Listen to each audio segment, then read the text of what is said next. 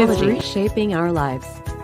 It dramatically changed the way we live, the way we learn, the way we work, and the way we communicate. Technology has tremendous potential to connect us with one another. But there are still people who remain unreached, disconnected, and deprived of digital opportunities. Tech4Ed centers serve as hubs that enable skills training and job opportunities. We have more than 4,000 registered users, and about 67% are women, and majority composed of students as our beneficiaries. And why women? Because we are gender responsive, so all our programs are aligned with the gender and development program of our province. Na tutunan ko yung ibang skills na dapat sa ibang schools na dapat per years dapat maano mo lang dito ng mabilisan ng mga months, mga 3 months, makakuha mo lang agad tapos paka-work agad. This program helped me by finding a job and of course gaining more confidence as well. I was able to gain knowledge about the BPOs, on how does the environment work and how am I going to interact with my future customers. As of now, as I would the call center agent, so I see that difference because as of now I'm earning more than I have earned before as a tricycle driver.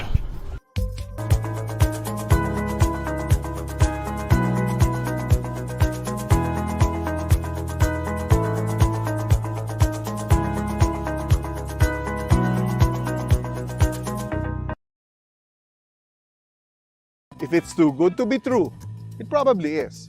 Huwag magpabiktima, baka makompromiso lang ang privacy mo. OMG! Nanalo ko ng BMW! Pero wala naman akong sinalihan eh. Hi sir! Pa-fill up naman po ng online form namin with free gifts. Yes, ako yun. Sir, your 5 million peso loan has been approved. I need to verify your full name, address, and birthday. My full name is... Huwag magpabiktima sa mga modus na ganito. Ang personal information na ibinibigay mo ay maaaring magamit ng labag sa iyo. That is why privacy matters. Kakampi mo ang National Privacy Commission. Protektahan ang iyong right to privacy. Piliin ang pagkakatiwalaan ng personal information mo.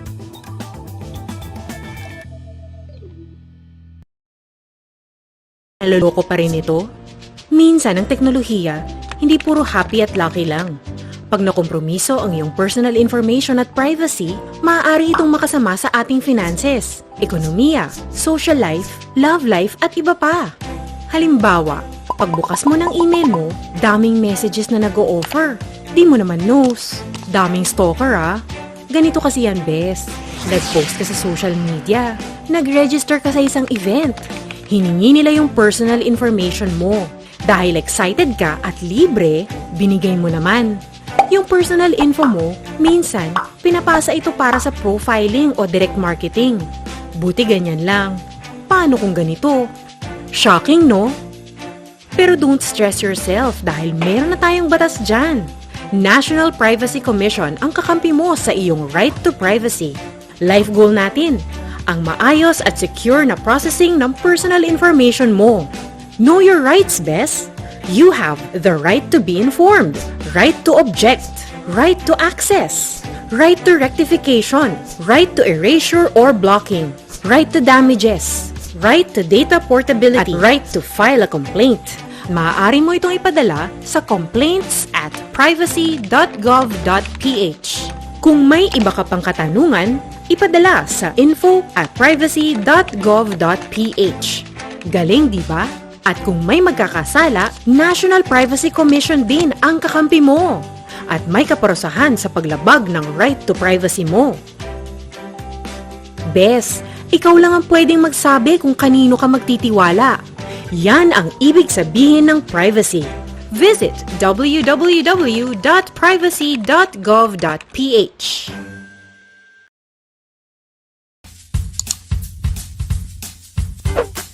Uy, Isa! na ba yung bagong launch ng pineapple laptop? Hindi pa, patingin nga. Wow, ang ganda niya na. I really have to buy that one. But wait, what? $2,000 for that? I know. Ayokong mahal. Check mo na lang sa ibang reseller. I'm sure may mas cheap pa. Ito. This is way cheaper, right? Pwede na. Teka, isn't it too much for a single transaction? I might get scammed. Remember, for every transaction, only give out the necessary personal information.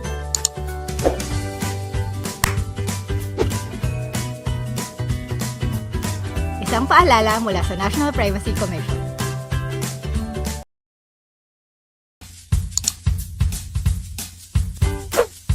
Can you do a research on this? I need it by the end of the day.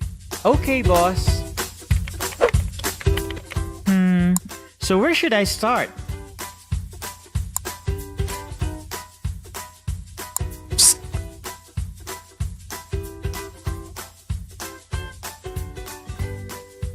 Remember, only visit safe and trustworthy websites when searching online.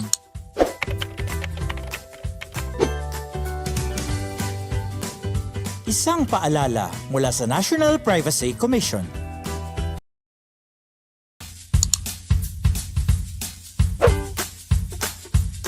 Hay! Anong oras na? Di pa rin ako tapos. Break nga muna.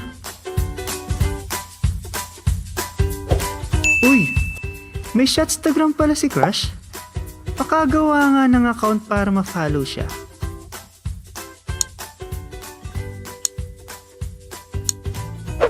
Huh? Ano kaya? Gayahin ko na lang yung password ko sa Facebook. Psst! Tandaan, never use the same password on multiple accounts.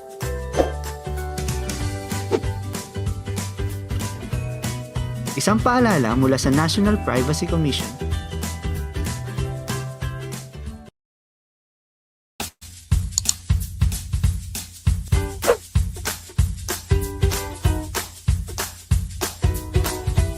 Grabe. Pagod na naman sa trabaho. Ha?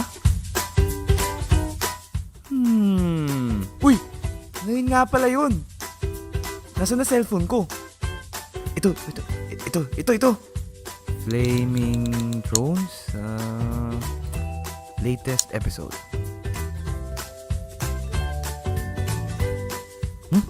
Ba't ganun?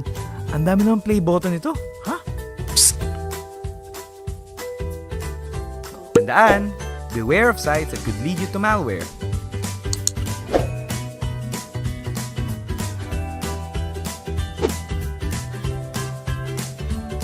Isang paalala mula sa National Privacy Commission.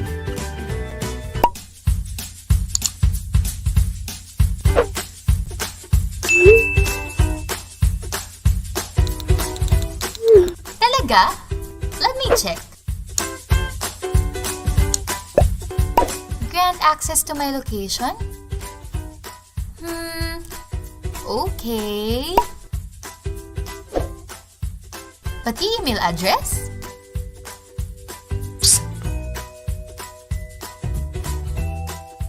Remember, be careful in downloading and granting permission to mobile applications, lalo na sa location mo.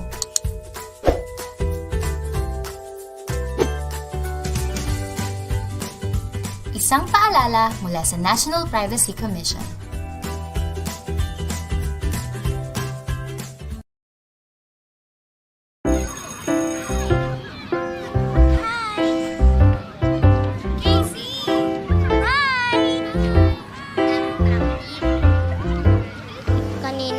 Tinawag na naman ako ni Miss Martin kasi ang ingay ko daw.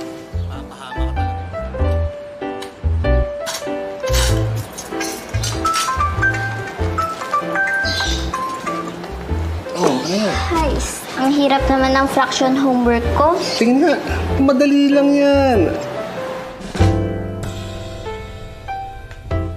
May recital kami kaya ang daming practice. Tatampo na nga ako sa'yo kasi hindi na tayo halos nakakapag-usap eh. Naman eh. Siguro, ikaw ang star doon, ano? Ano costume mo? Pakita naman. Nahihiya ako eh. Sige na. Please.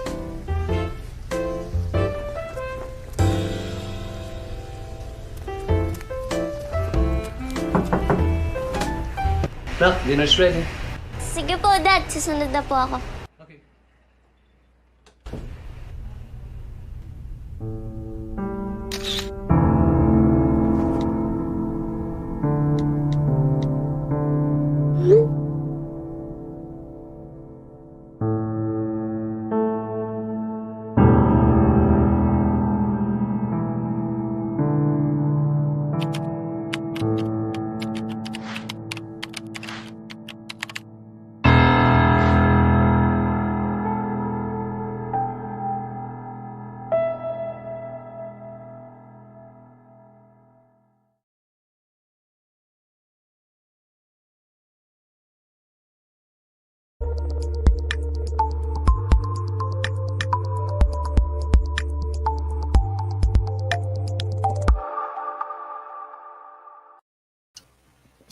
You are now watching NOLITC Animation and Visual Graphic Design Webinars.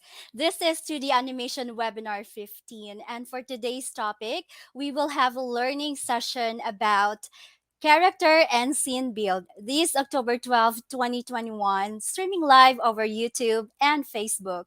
We would like to extend a warm welcome to all of you. We hope that you are all safe and sound in these adverse weather conditions. This webinar is still part of the international celebration of the Mental Health Awareness Month.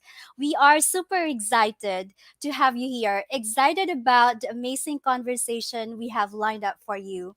My name is Red Laurente, and I will be serving as your host. Please post your greetings in the comments section. Let us know where you are joining us from. We would love to know. In 2020, NOLITC made a milestone when the PhilSecNet awarded the center with Pandemic Resilience Award for its support to students and teachers category. We are also recognized nationally as Outstanding Tech for Ed Center by the Department of Information and Communications Technology. This year, the 3 programs of the center are recognized with Star Awards by TESDA, namely, we got 2-star award in our Contact Center Services NC2 and Visual Graphic Design NC3 program, and 1-star award in our 2D Animation NC3 program. The star rating system recognizes the accomplishments, innovations, and improvements that the center have instituted beyond the minimum requirements set by TESDA. The Learning Center is one of the priority programs of Governor Eugenio V. Lacson under his 7-point agenda, Avance Negrense. NOLITC also offers various scholarships for our free online training, TESDA certified courses, and other special programs through the Negros Occidental Training for Work Scholarship Program with support of the Provincial Gender and Development Focal Point System. If you want to know more about our scholarship opportunities, visit our website. That's www.nolitc.org. Now, let us begin this webinar with a prayer to be followed by the singing of the Philippine National Anthem and the Negros Hymn.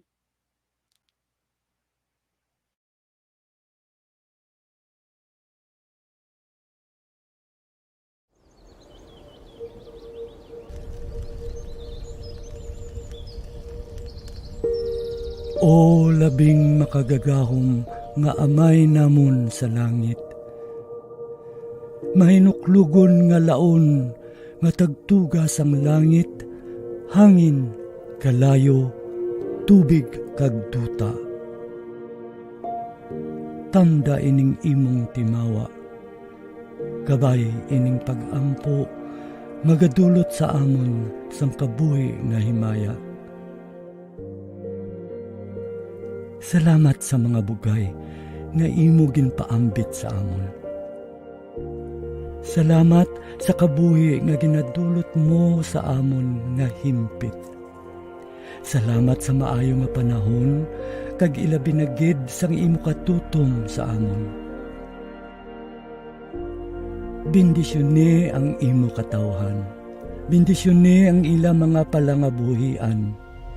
Bendisyone ang mga panggas sa amon mga talamnan. Bendisyone ang ilang nga paglugayawan sa iban nga kapungsuran. Kabay, makalabot sila nga walay sablag sa ila pagapadulungan. Kag ilabi na gid, bendisyone ining isla sang Negros nga amon natawhan.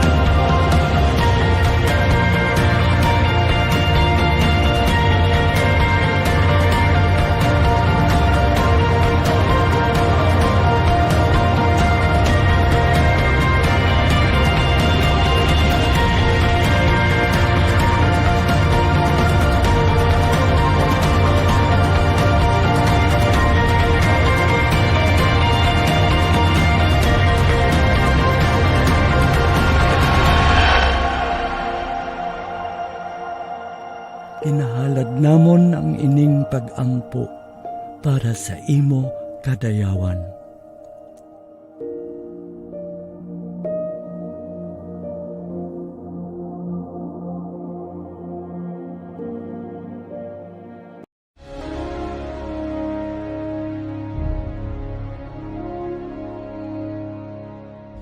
Bayang magiliw kaya sa silanganan, alam ng puso sa dibdib mo'y buhay. Lupang inirang, duyan ka ng magiting. Sa manlulupig, di ka pasisingil. Sa dagat at bundok, sa simoy at sa langit mong bagaw. May hilag ang tula at awit sa paglayang minamahal. Ang kisap ng watawat mo'y tagumpay na nagdinigdig. Ang bituin at araw niyang kailan pa may magdidilim. Lupa ng araw ng walhagit pansinta. Buhay ay langit sa piling mo. Ang hinigaya na pag may mga aki ang mamatay ng dahil sa'yo.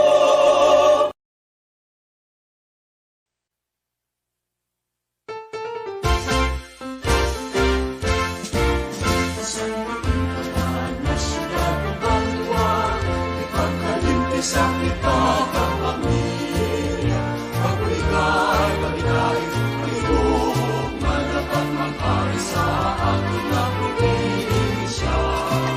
Magotod na Negros Occidental, isa katawungan, mapinalang gamo, sa buwan na dampuan na isakripiso, sa kauswagan, sa sikatamo.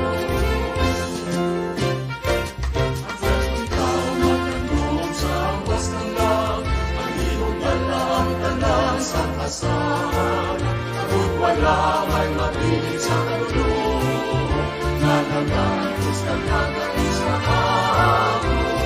Ang matutot na Negros Occidental, isa katawungan, mapilalang gamo.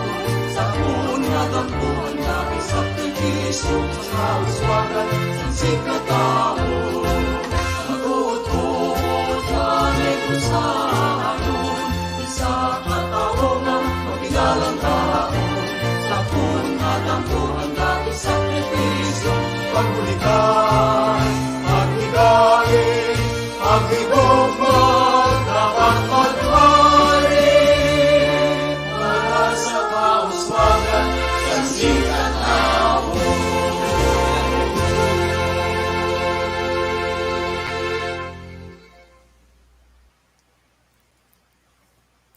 Again, greetings to our participants from Luzon, Visayas, and Mindanao, and to the other parts of the world. Thank you for joining us today. What is character and scene build? Do you want to know? In this webinar, you not only have to come up with a great premise, engaging characters, high stakes, and conflict that pushes the protagonist toward his goal, but you will also learn how to develop a scene that compels audience. Our speaker will encapsulate that topic so it will be easy for us to understand. We encourage you all to send the link or share the link to your peers, colleagues, and friends. Drop your comments and your greetings, and all together, let us make this 2 hour session interactive. This webinar is another innovation project of NOLITC Center. Recently, the center has pivoted to online training and conducted various in-demand webinars. This is our urgent and most accessible response to the ongoing global pandemic, through providing relevant services and facilitating digital inclusiveness to unserved and underserved communities. These webinars are absolutely free. To join, all you need to do is to register once and you will be given access to the entire NOLITC webinars. You don't need to register in each and every webinar. Let me remind you to fill out the online attendance right now. The link to the online attendance form is pinned in the description bar below, or you may scan the QR code flashed on your screens. Kindly find the link to our online attendance down below at the description bar. We will not be able to catch up with all of your comments or questions. So if you have any questions, please post them in the open forum form. To participate in our open forum, you will need to post your questions and clarifications if you have any through the online open forum form. Again, the link to the open forum form is pinned in the description bar altogether with our attendance form. All right. So you will also be receiving a free digital certificate for attending this webinar. You only need to accomplish the online evaluation and the online attendance, which can be found in the description box below. All right. I hope you were able to find those. I hope you're all catching up with me with some of our opening reminders. If you have not seen our previous posts yet, you can always check out our social media accounts. Kindly like and follow us on our Facebook page and subscribe to our YouTube channel. Thank you. And to kickstart today's webinar, let us have the leader who has a vision and knows how to turn her ideas into real life success stories. I am talking about the vocational school administrator and NOLITC Center manager. Let us give a glad hand to Dr. Maria Cristina Orbicido. Thank you, Red. Good afternoon to all our viewers watching us from Luzon, Visayas, and Mindanao. Thank you for joining us via Facebook and our YouTube channel. I would like to warmly welcome all of you in another NOLITC Animation Webinar. Thank you for joining us today despite the bad weather and the ongoing threats of the COVID-19 pandemic. To our avid viewers, welcome back. We are always glad to see you returning, looking for more engagement and learning content with NOLITC. And of course, a warm welcome to all our new subscribers. We hope that you will have an awesome session with us and you will become a regular part of this learning community. NOLITC has been rolling out these webinars as part of the COVID recovery program of the Office of the Governor. The goal of NOLITC Center is to empower, enable, and transform communities, especially during this pandemic.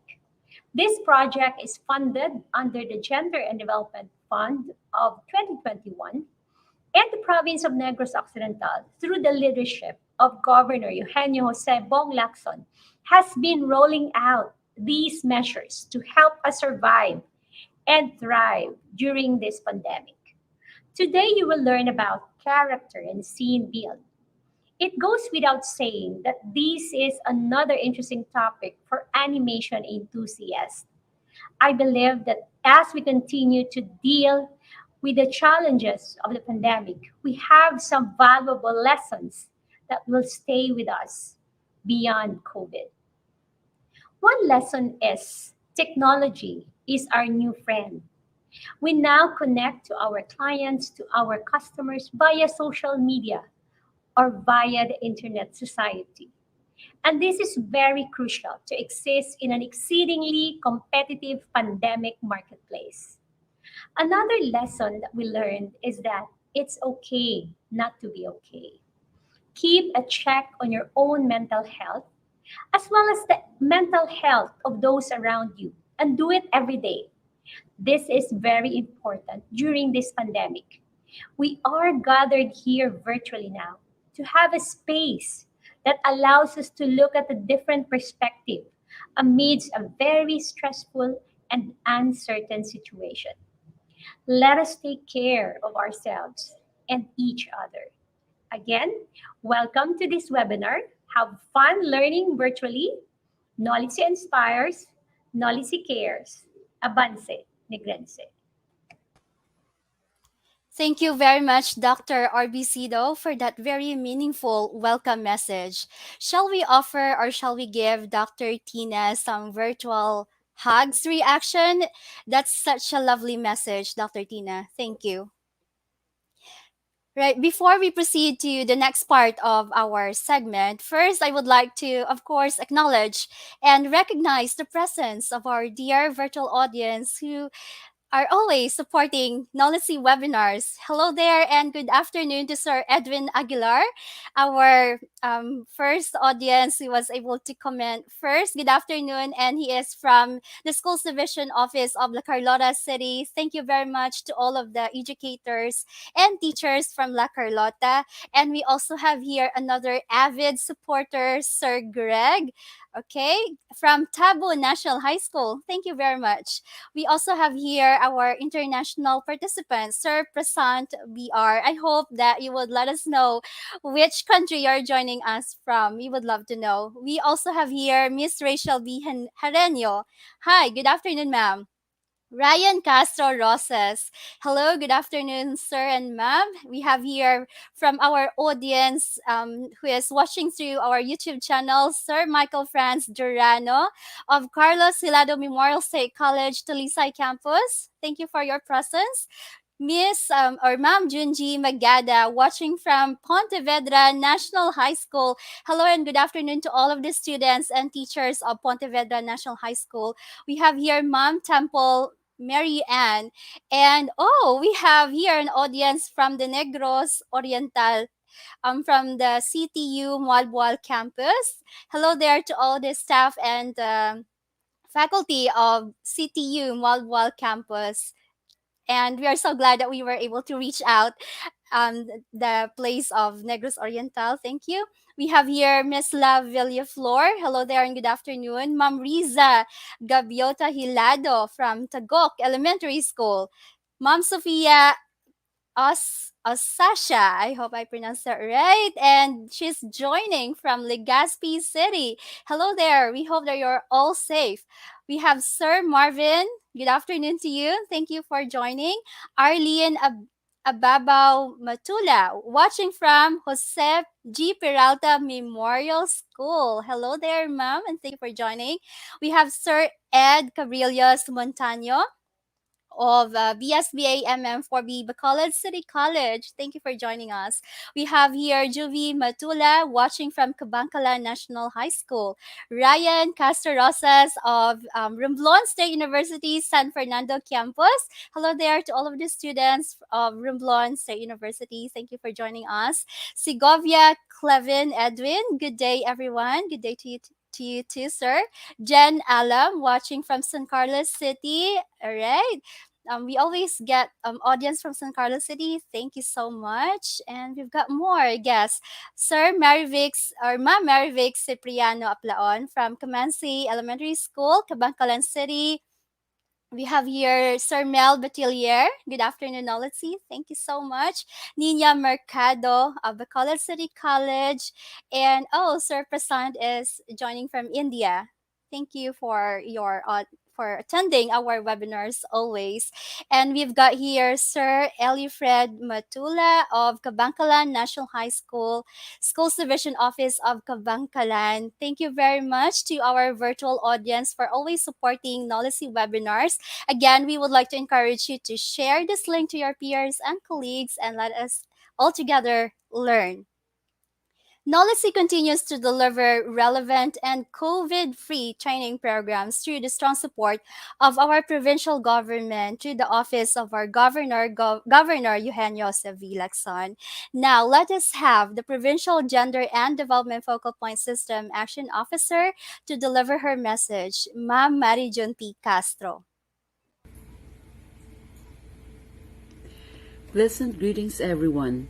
On behalf of the Provincial Gender and Development Focal Point System, headed by our Governor Eugenio Jose Bong Lacson, I would like to extend our congratulations to all the participants of this webinar organized by the Negros Occidental Language, Information and Technology Center, headed by our innovative school administrator, Dr. Maria Cristina Orbicido, and supported by her dedicated staff. With the increasing cases of COVID-19 in the province and other parts of the country and the world, you, learning at the comforts of your home or wherever you are where you have stable internet connection, is by far the safest way of acquiring knowledge and skills which you can use for future employment or your eventual business in the future. As the action officer of the Provincial GAD Focal Point System, I am happy to note that our GAD budget is put to good use and is helping women, youth, and the marginalized sector in maximizing their potentials and in contributing to the economic development of their family. Also, NOLITC is helping to change gender relations and improve the status of women in our society. Congratulations to NOLITC and to all the participants for signing up in this course. I hope that you will complete the module, submit the requirements and evaluation so that you will be able to receive your certificates. Malipayon nga adlaw sa inyo tanan and Avance Negrense. Thank you very much, Ma'am Marijon P. Castro. Without much waiting, we shall get into the main agenda of today. Our resource speaker is a legend, a sought after animator in the country. He has worked with many international projects, and some of his most notable works are Prince of Egypt, Anastasia, Biker Mice from Mars, and Winner Veles Roa. His indomitable passion for animation directed him to become a teacher, an educator, determined to proliferate the number of artists in the country. He is currently the 2D animation trainer at NOLITC, in which our program in 2D animation was awarded with Star Awards by TESDA. Let us be inspired and listen to the wonderful and creative presentation of Mr. Donato Arado. Hello. A pleasant Hello. afternoon to you, Sir Don. Yes, Okay, how good are you afternoon doing? to you. Mm-hmm. Still, I'm okay, but not 100% right now. But still, have to provide this Mm-hmm. kind of informative sessions and webinar. Hopefully, Oh. still anybody can, or those who participate in this webinar can at least Mm-hmm. learn new things from this particular topic. Mm-hmm. Yes. Yes. We are so sorry to hear that you're not really 100% in your best health. But because you have shown up to this webinar, it only means that you are so eager to impart your knowledge and your skills to our audience. Sir Don, can you give us a little bit of idea what is about character and scene build? Yes, actually, this is a unique process for Mhm. each project, especially this specific procedure known in digital animations. Mhm. So, so much so, this particular procedure needs also actually is considers organizing materials or Mhm. collecting materials and creating an assets for a Mhm. project.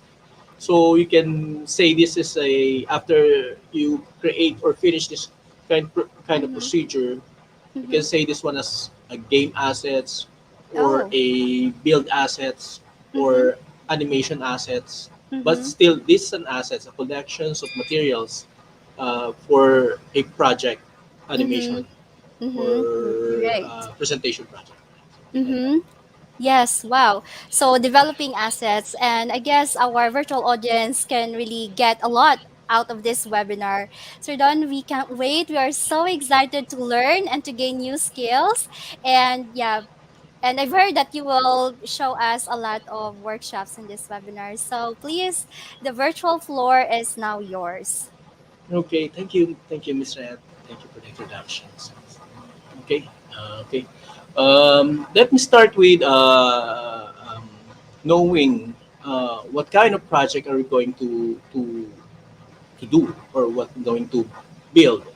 Especially identifying those kind of projects is very important. Now, when you said a project means you need a lot of preparation for that one. So in this case, animation, I mean, uh, process of animation.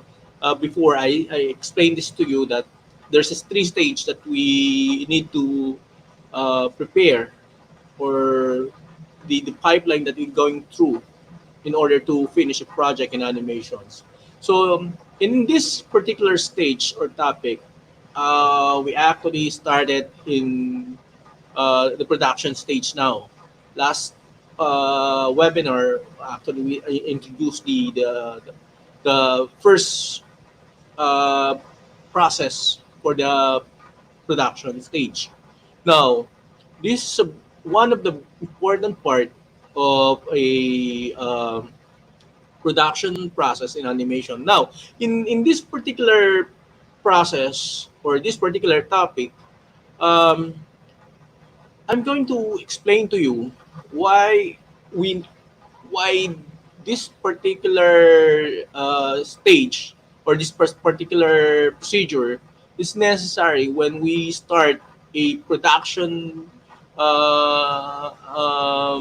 what do you call it production process or the main process in the the build of an animation program animation project or the movie itself if you're creating a movie not but not let me remind you that this particular procedure is not in exclusive for a animation, so you must remember that when we create this kind of or prepare this kind of materials for a project, as I've said, this is not exclusive for animation.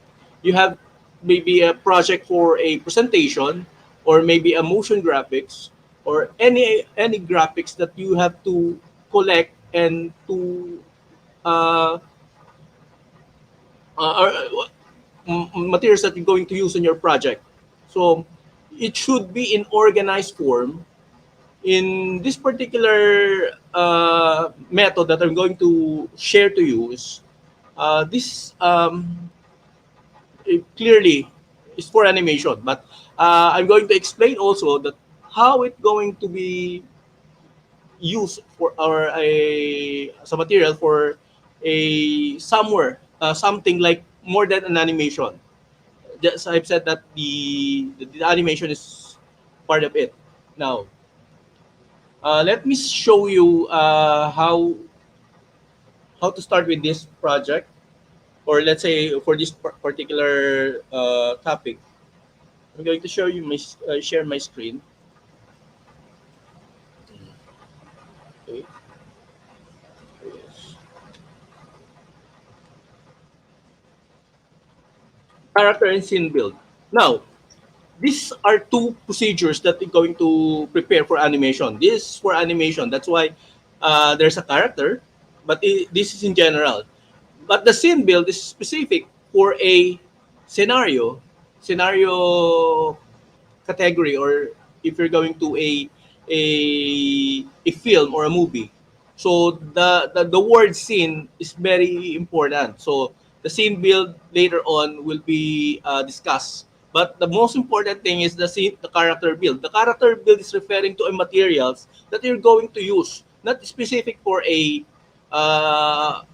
character as in a specific what we call it, gender or things or something like that. But in general, this is a form of a what we call it,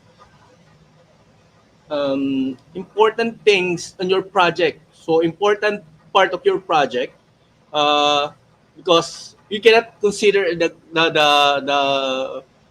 other thing, like the backgrounds is as a character, of course. It's a background, but it's a another important components in developing a project in digital animation. So first we have to characterize what kind of project are you going to build. The in this particular project, or in this particular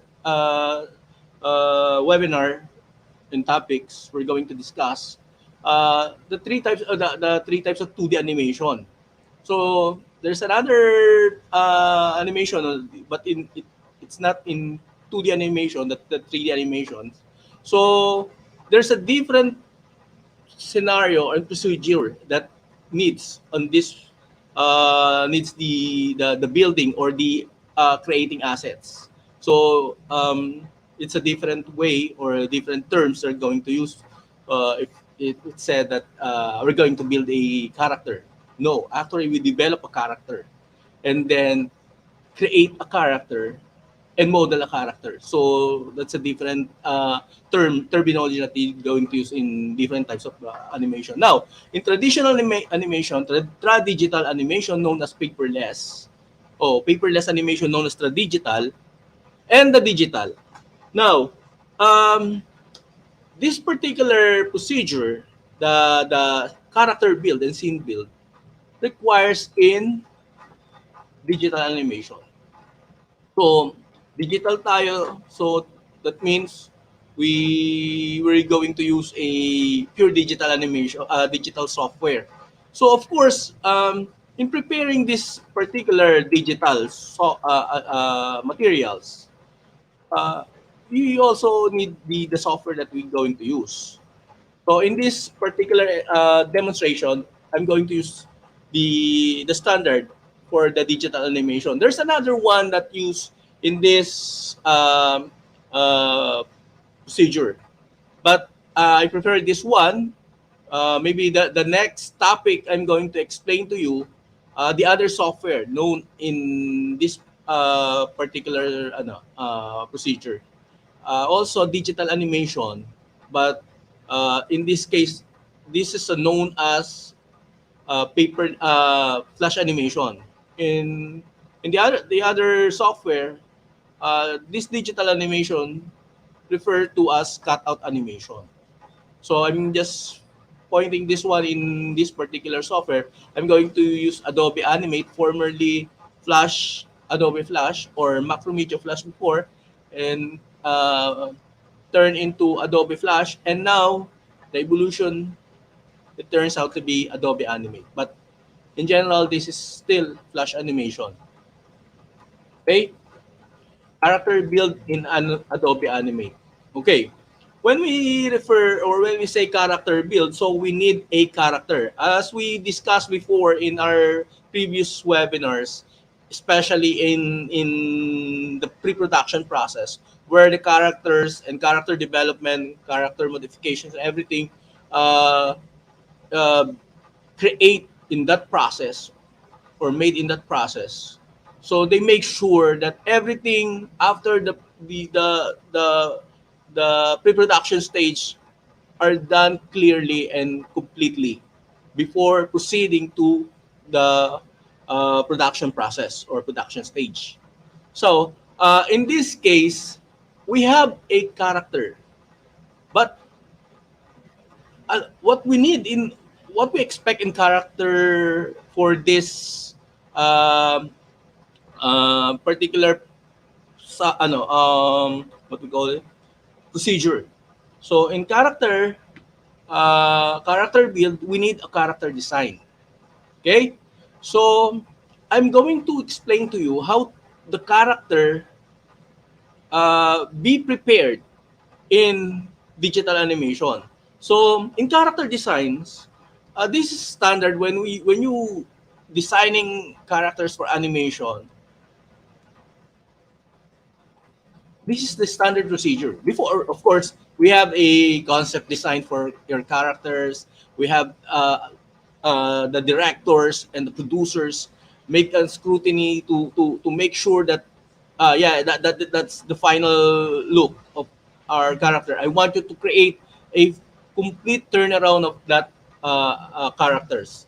The approved characters then we'll do a process of this particular procedure. Okay, this one, the turnaround. So why is it the turnaround need for a before you can proceed or before you can create a character?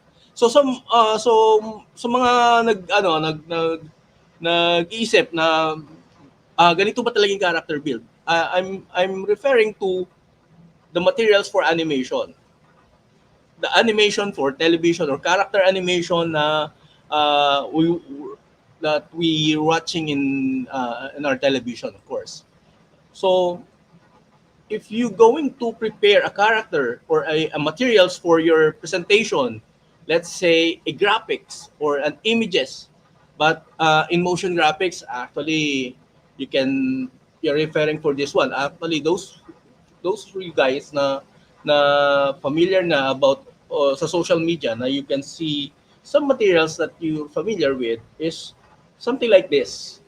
Still, sa mga presentation na ganito, the infographics, there's some materials, nakita nyo, di ba? As you can see, there's a character there.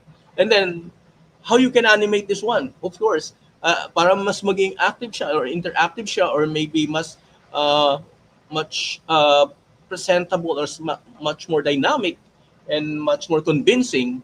So instead of just presenting it in a static image like this, maybe I can animate this one. And then that's the way infographics right now.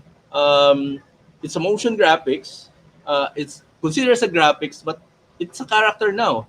Now, but if we're referring to a graphics, as a designer, as a graphic designer, so yung mga symbols is very important also, like this one. So everything na nakikita yung symbol na to is usable in social media, di ba? So actually you can animate that also, na incorporate nyo doon sa inyong designs, like the infographic system, infographic materials, di ba? This is still considered as materials, the symbols, the icons, the characters na it's a combined thing. Now, ang main purpose here is ang i-explain ko sa inyo is how the animation prepares those materials, these particular materials in their project. Now, as I have said, this is the turnaround project or a turnaround character ng final. No, this is previously maybe ang preparation kasi ng assets is very extensive. When we say extensive, ang unang titingnan is yung the first thing they going to check is the appeal ng character. When we particularly what we call it, check or what the director check the the finality of those characters, the character designs or concepts,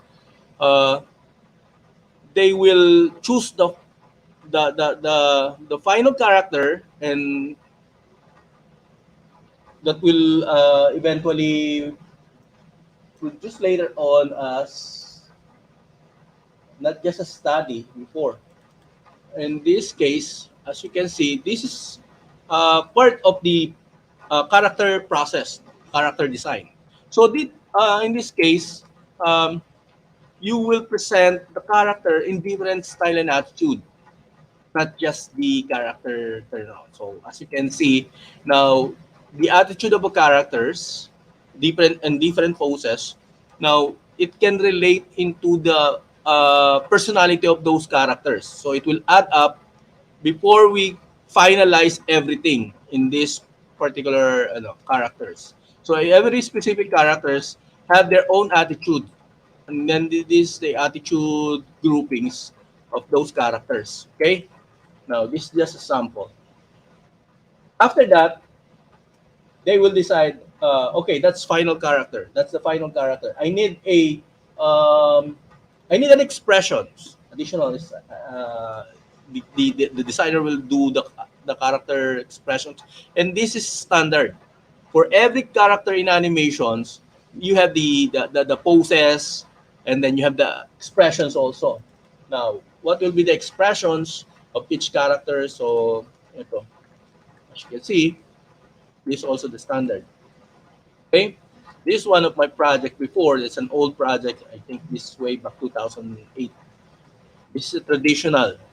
Now, in traditional, of course, the animator received this model packs that we called it model packs in traditional, um, as a guide and reference, so that the character will be consistent in every aspect and every form.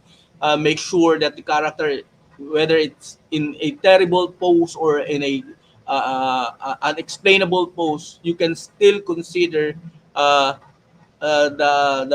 precisions that needed, so that the character be consistent in their forms, in their overall appearances. So this is important. This is the guide for animators, and also the assistant animators, of course, that those who going to clean this particular drawings. So that's the attitude. And then after that, they will be then proceed to the turnarounds. So this is the turnarounds, as you can see. And every character has their own turnarounds. Okay, this is the preliminary preparation, or preliminary preparation for the character design for building.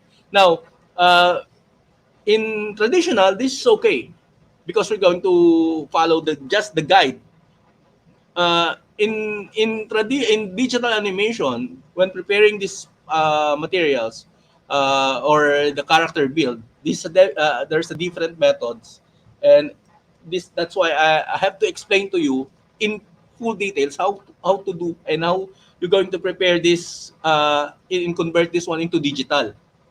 Okay, so from that drawings, you have now the turnarounds, the complete turnarounds of a character, preparing it for digitizations. Okay. So we convert it to digital. So kung may idea kayo how to do it, of course, this is very tedious, and as you can see, how from a simple character, it's magbabari yan into a different characters. How long, how fast you can finish a single character like this one. How fast you can do it, the complete drawings. Yes, of course, you're going to digitize everything, every single one of these drawings. Okay? Yeah. So the other one is much more, I think this one is, yeah, we have the front, the quarter left, the quarter right side, quarter back, and then we have the back. The quarter left, the left side and then the quarter front. So this is a good turnaround. But there's another one. As you can see, between the two reference, the front side and then the side view of a character, the right side view, you have that three in between. Okay, as you can see, the three-quarter front three, the three-quarter front one. There's two, one, two, three-quarter two. So that's how much more fine ang kanyang turning or yung kanyang paggagawa ng ano. Now, sa mga nagde-develop nito at gagawa nito, definitely it's not just an average in-betweener. Complex procedure of creating a turnaround is actually develop a system tediously in how you going to in between those lines. Now, makikita nyo yun in the process of in-betweening. Now, explain ko yon sa susunod na mga na videos, but in this case, I'm going just focus on how I'm going to do this in building or in digitizing it and preparing it for animation. So, what I'm going to do is to prepare these materials for animator to animate. So, there's no assistant animator here. After this procedure, directly it will proceed to the animation. Now, before, that's the procedure. Now, there's a different technique. That's why the different policy and different this is interesting here. The different studios create this what we call it protocols that are you going to build and animate? Are you referring me to build a character or are you referring to animate? No, actually, he's referring to build as a scene build and then directly animate it. Now, there's another thing now. Before, it should be animate only. There's another department that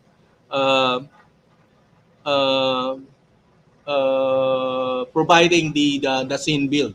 That's why there's a department for scene build department and character build. So definitely the character build is standard. Okay, you cannot actually give it to the animator because it's not their job. Of course, it's not part of their work.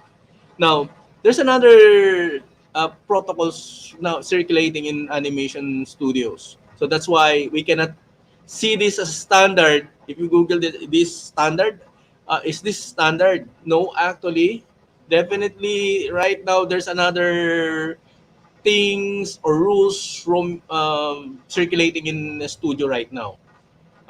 There's a procedure that you have to post a character and that's it.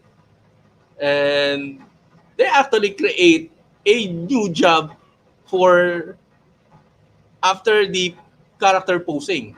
The character posing is very crucial. It's a senior animator that can do that.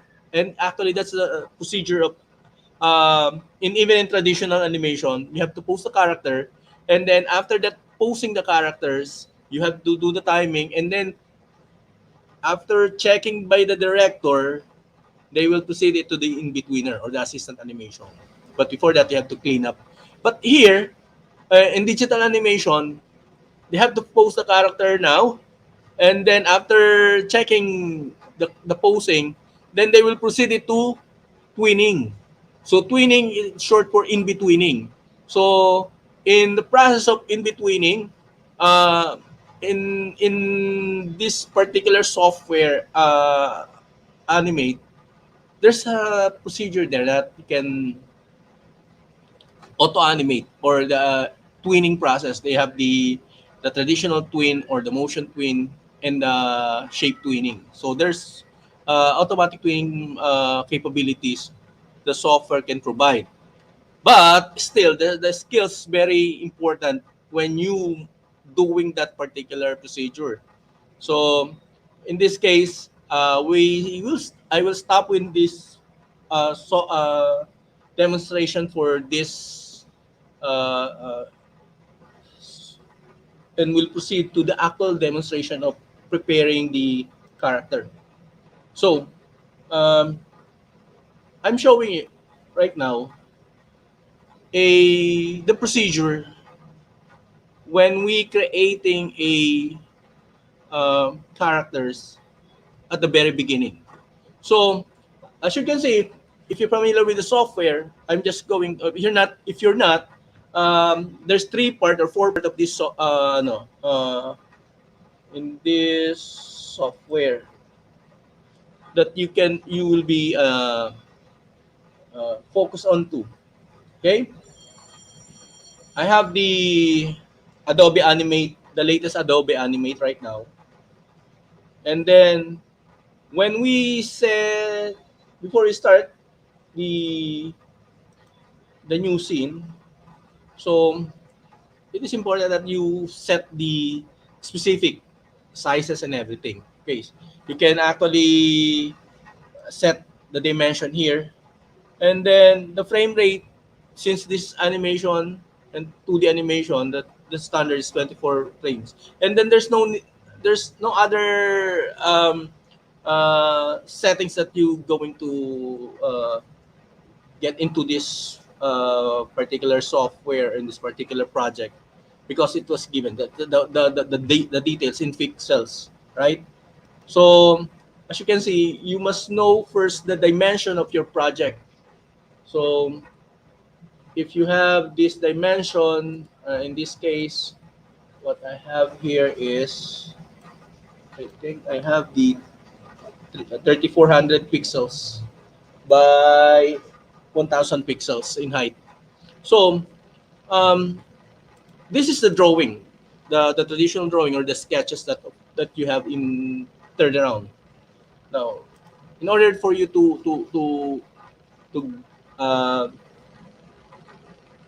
start with the project, you have to import this particular guide.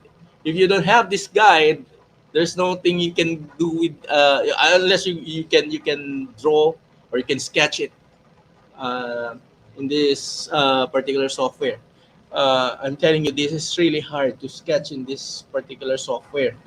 So the other software that I'm going to demonstrate or maybe later on or the next webinar, but in this particular, this the most used software in digital animation. So you have to import the materials. There, when you importing a materials in this software, import stage or import the library, regardless if you're going to start the import stage or you're going to use the import stage or import the library. If you're going to say you're going to use the import stage, still it will go into the library. Now, this is very important.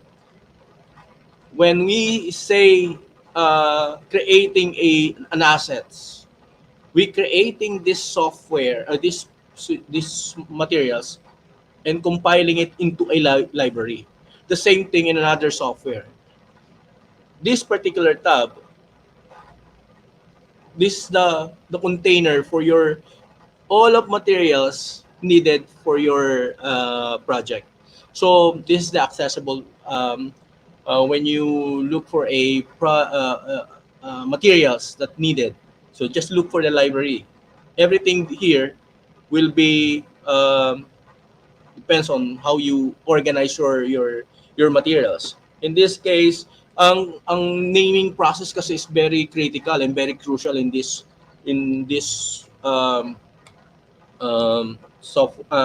procedure. So import na muna natin para mabilis. Import to stage. Look, I'm going to look for a material. In this case, I'm looking for this one. Oh, this one. Okay. Or maybe I can use other materials na may turn around. See, I can look for this one. Now, andito na siya, di ba? Now, this is important because as you can observe in these materials, and you can actually observe the lines that you're you can see in your on your screen right now. Now, have to adjust the character size para mag-fit siya dun sa ano natin, sa so be careful when you resizing your character. It should be constrained in a proportion. Okay? So hindi niyo siya pwedeng i-distort. Tandaan niyo, pagka binigay sa inyo yung materials, make sure na hindi nyo siya madi-distort even as single pixels. So when you resize the image, you should observe and strictly very diligent on this particular exercise when exercising this or proceeding to this kind of movement. So very very importante sa kanya. May pagkakataon kasi makikita nyo dito when I'm using this deformation. Oh, makikita nyo, na-obserbahan nyo siya, na pwede siyang ma-distort. Even this one. See?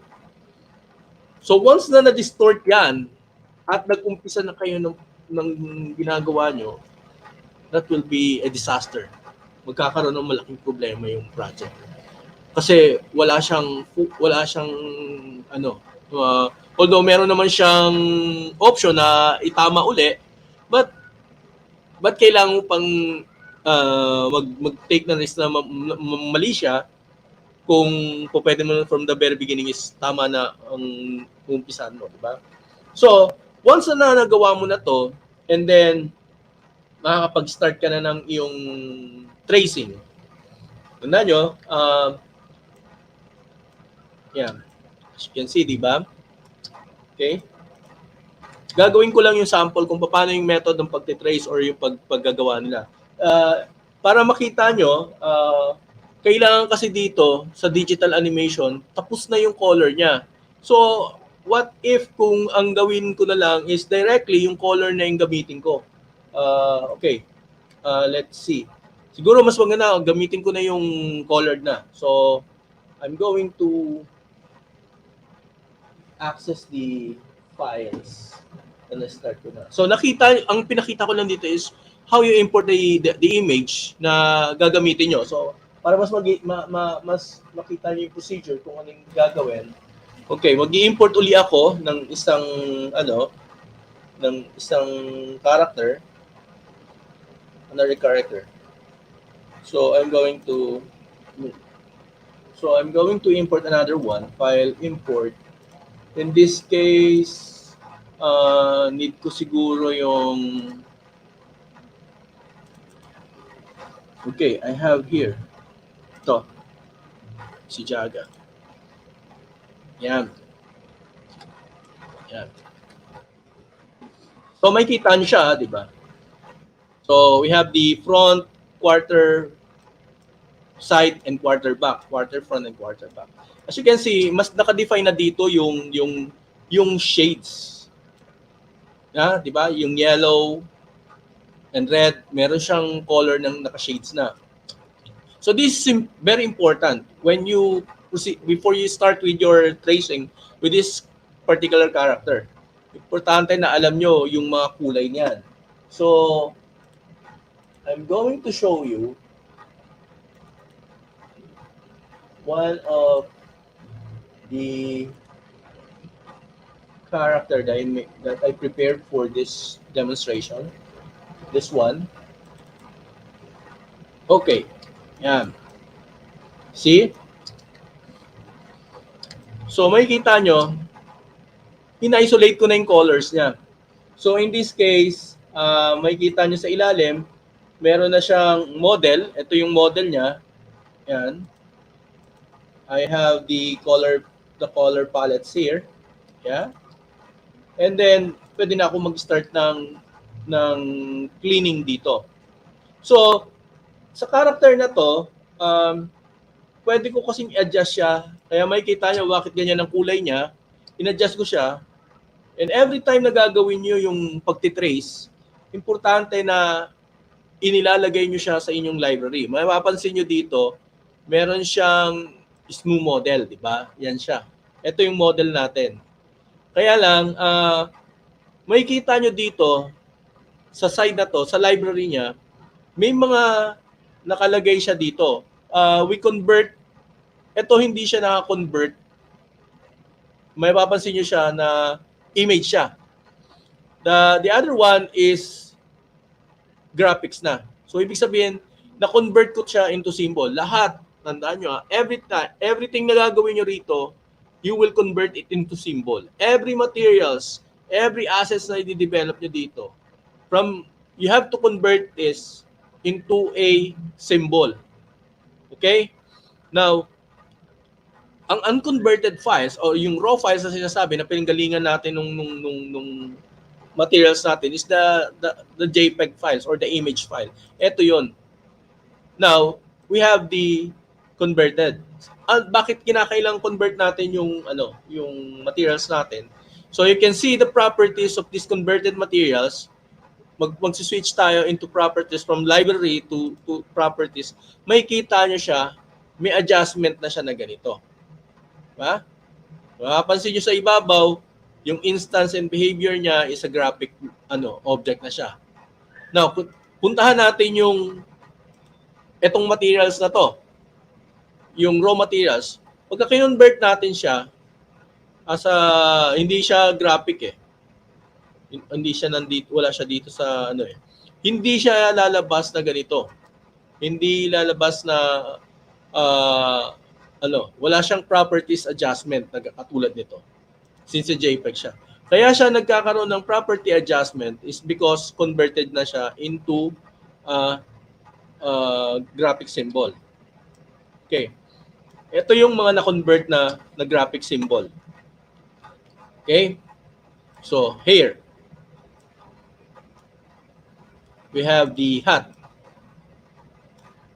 We have the head.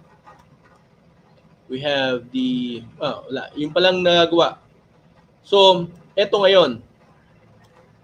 Sa paggawa ng pag-arrange ng materials, converted na siya, di ba?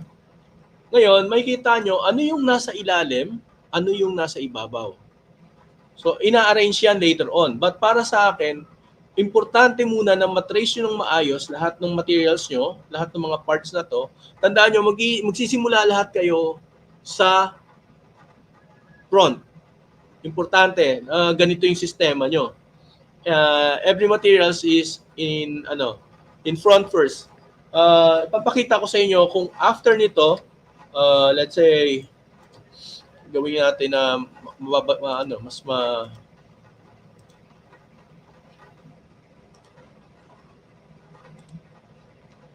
Okay. That's why importante yung yung lines di ba? Yung colors na ginawa na naka-prepare na dito. Kasi magko-color sample kayo every time na you create a parts on this character. So makikita nyo yung mga kakailanganin yung hiwalay. Bakit hiniwalay ko yung eyes, hiniwalay ko yung eyebrows, hiniwalay ko yung goggles and hair niya. Tandaan nyo, in this particular animation, digital animation, or we call it cut-out animation, or puppet animation, sabi ng iba. Now, ito yung sistema na ginagamit para sa animation na to. So, check natin dito. Okay, paano nga pala to ginagawa? Yung tracing na ginagawa, di ba? Simple lang actually. Ang tools na ginagamit ko dito is this one. Yan. Gawin natin ito. Gawin kong black lang siya. And then, iti-trace ko yung body niya.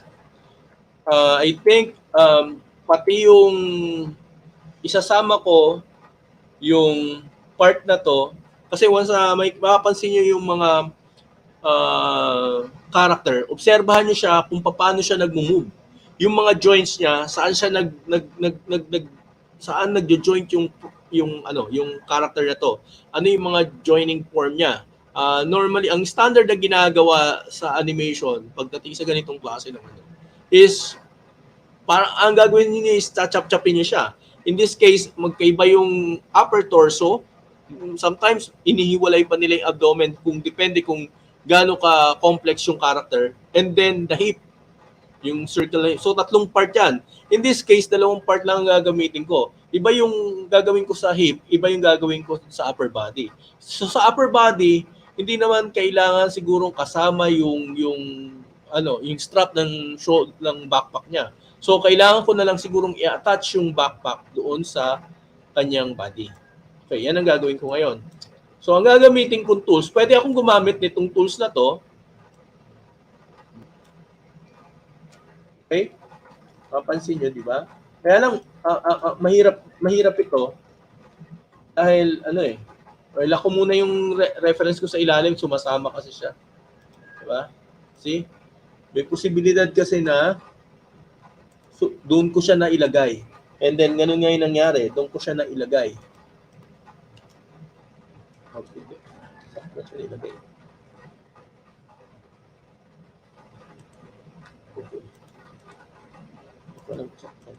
Tama, sa ano ko siya nailagay.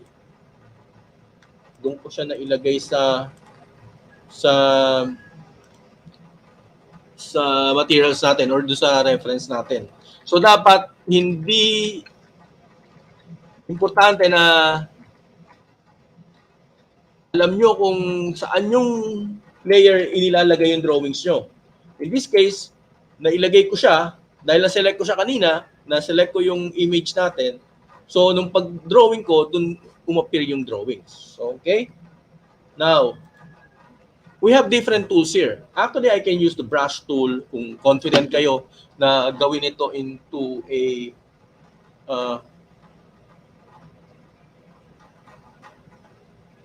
yeah.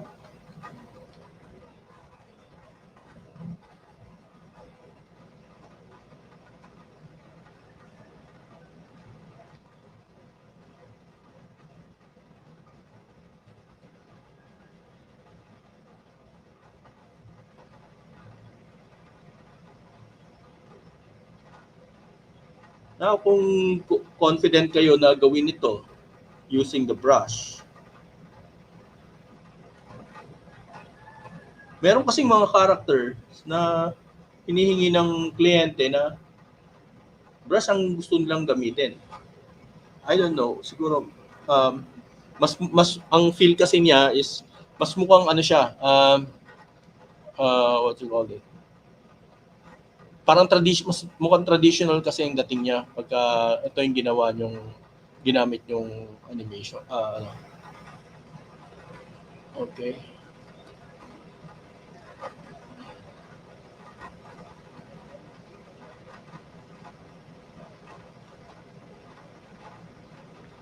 Now, kung ganito yung magiging case, although walang problema, magiging ano yan, magagawa niyo yan, makukulayan niyo yan, everything. As long na nagko-close yung mga lines niya, there's no problem on coloring this one. But, I give you an example, kung versus yan, the brush tool, cleaning up, or I'm going to use the line tool or the polyline tool. Okay? The polyline tool, tawag kasi dito sa ano kasi is polyline because you can draw a continuous line compared to this one. Pag ganito kasi putol-putol yung lines nyo. You have to draw this one and then you have to, kaya lang magkakaroon to ng problema. May mapapansin niya, i-demonstrate ko sa inyo kung bakit. See, pagka nag-cross yung dalawang lines and then you tend to bend it kasi naka-bend siya, di ba? Ano, mag-ano siya, magkakaroon siya. Pagka nag-overlap ka ng lines and then you decided to bend it, magkakaroon ng problema. So the best way is move muna to. Nahin mo kung nasaan yung bend. And then, yan. Pwedeng ganito. Pwedeng gawin nyo itong ganitong procedure. Depende yan sa mga technique na ginagawa.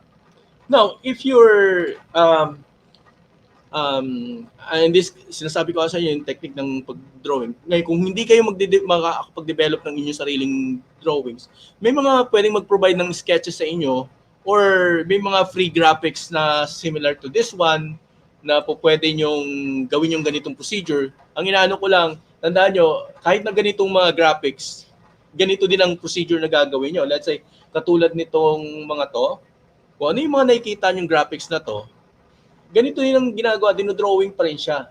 Idodrawing nyo pa rin siya. And then, okay, create kayo ng ano ba? See?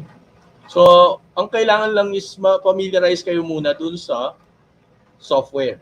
Okay? Familiarize yourself with the software and then know the tools. Importante yung knowing the tools. And then, regardless kung ano yung project na gagawin nyo, not necessarily this one, the character, which sinasabi ko ang pang television animation. Pagka ordinary mga project ang gagawin nyo, of course, okay, gumamit kayo ng mga references, but the thing is, you know that the technique, okay? Now, after that, you can colorize this one. Ang problema, gusto ko nung nung kakaiba yung kulay niya eh. Okay? Gusto ko yung color niya Okay. Yan. So anong problema ngayon?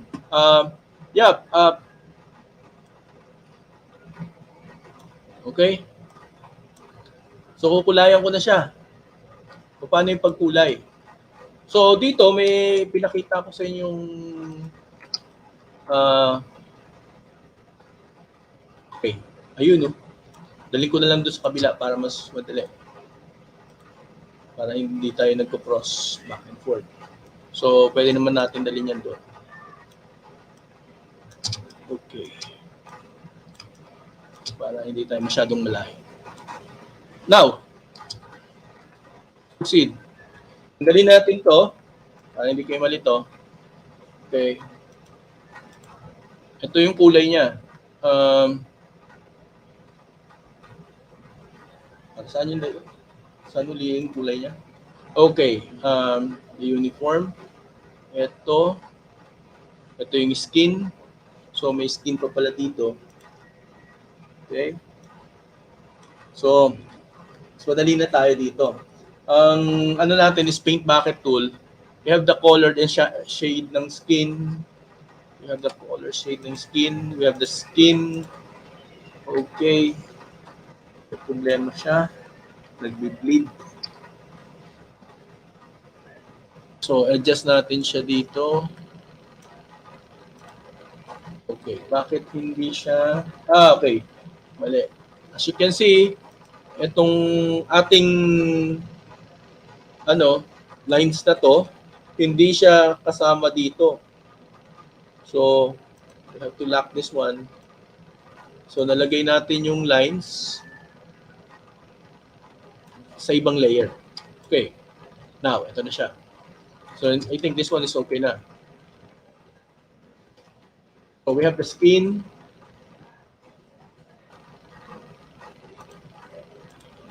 And shadow ng skin. We have the uniform, yung kanyang trouser. We have the trouser. Dalawang klase yan eh. Ito yung trim niya. Ito yung trim. Trim. Ay, sorry. Okay. So, pagka ganito, may nagbe-bleed siya. So, merong problema. So, yan yung mga technicalities na ma-encounter nyo. Pero, madali lang naman i-resolve yan. Okay?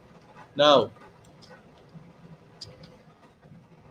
so, mayroon lang akong in-adjust.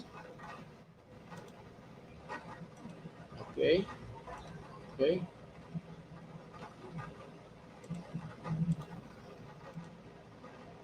Oh no, mali.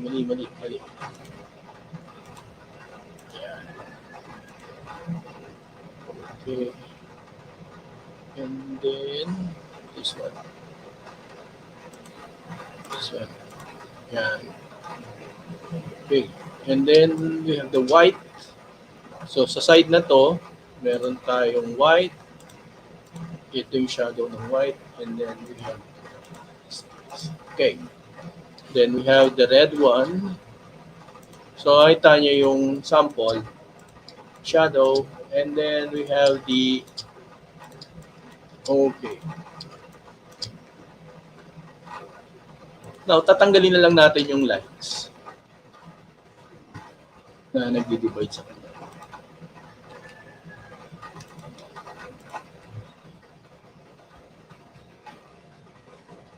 See?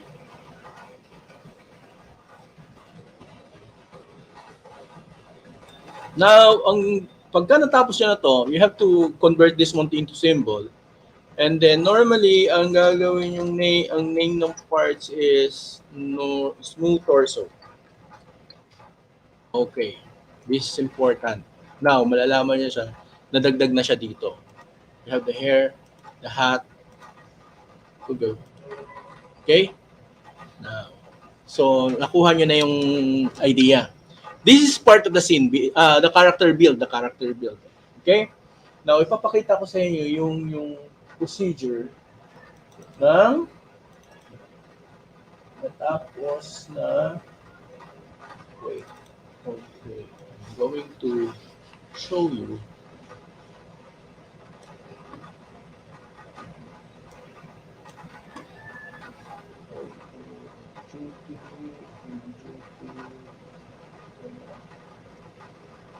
okay, this one.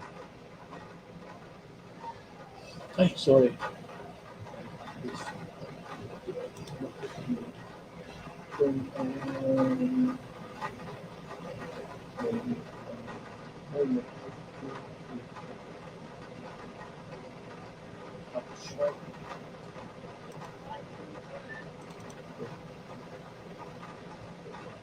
Okay. Yan. Now, this is the hardest part ng Ito yung mga complex build na. So makikita nyo kanina, meron akong ginawang binuksan ako. Ito yung naka-build na character, complete build na siya. So mapapansin nyo sa library, yung organize, sabi ko nga diba, depende how you organize your character. In this case, mapapansin nyo, naka-folder na siya. You can create a folder here. But makikita nyo, pagka kinulaps natin yan, kita nyo na?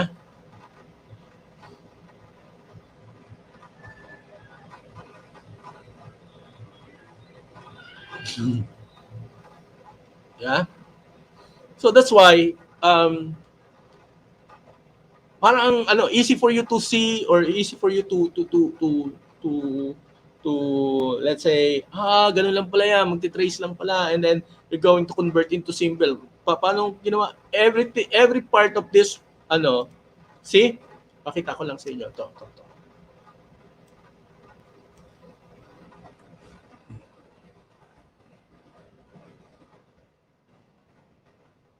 So yun yung proseso ng character build in digital animation.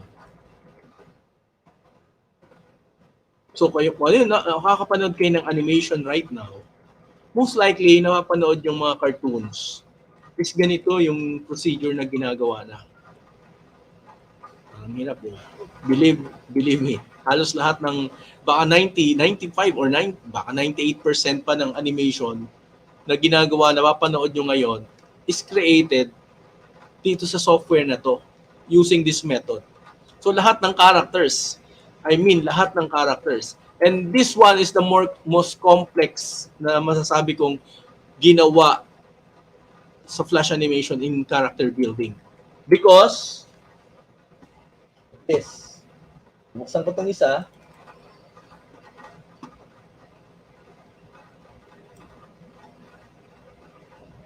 Napansin nyo ba? Ano napansin nyo? Parang ang ang camera nakatingala, 'di ba? Up shots ang tawag dito. Now, ganun din 'yan. Sabi ko nga, yung kung ano yung build na ginamit diyan, ganun din. Up shot siya. So kung meron tayong normal shots para dito,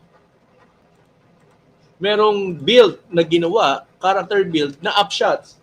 Kung merong up shots, then therefore meron siyang down shots na merong same content na similar doon sa ginawa na.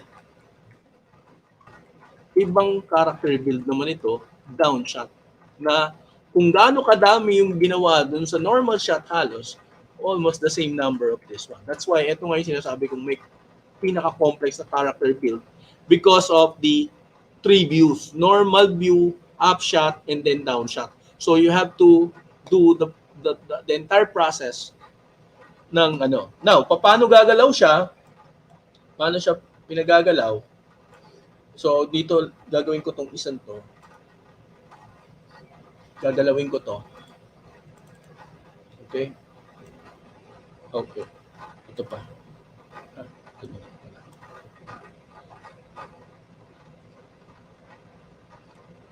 Okay. Sige. Kinalang.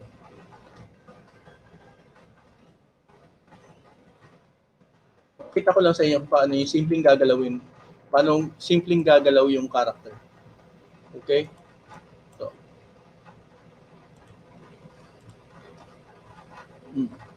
Pansin nyo kagad na marami yung parts.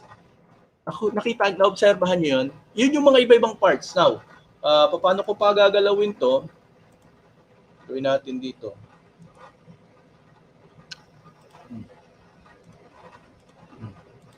Tataas ko lang yung kamay niya. From this position.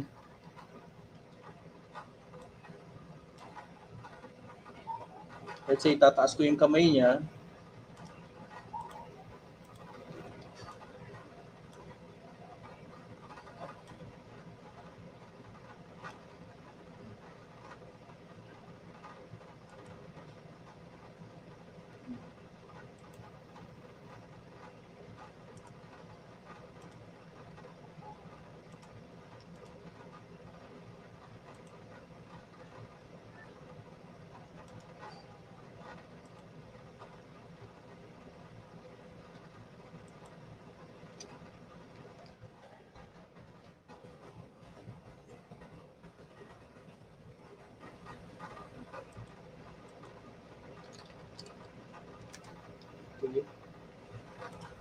Sorry about that, guys. Medyo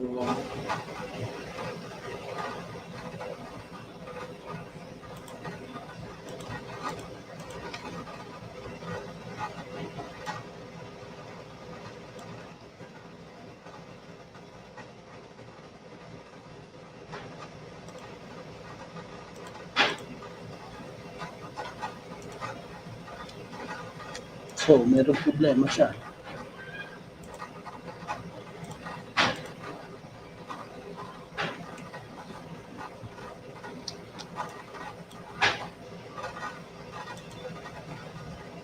Diba? Ganun. Posibleng may magkamali dito. Ayun. Nag-iiba yung reaction eh. I'm just hoping na tama siya. Yeah.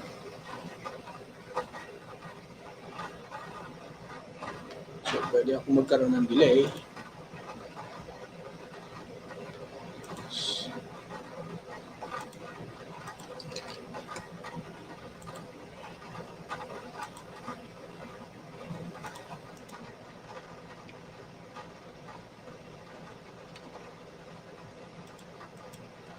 So, ito yung mga example na pwede mong gawin pagka gagawa ka ng twinning na. So, if you're going to add twinning na sa animation, I can explain it to you dun sa ano. But, pinakita ko lang sa inyo yung sample ng mga materials na kung bakit kailangan siyang hiwa-hiwalay. Diba? Let's say, ito.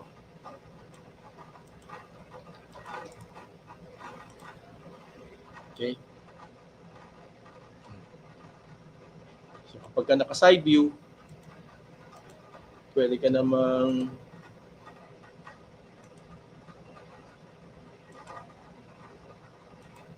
disposition. So, yan. So, pwede mo siyang i-move actually. Kapag ka ang problema, may tuhod naman pala. So, kapag ka meron kang ganito, and then, move ko siya, and then, nag-move siya dito, and then,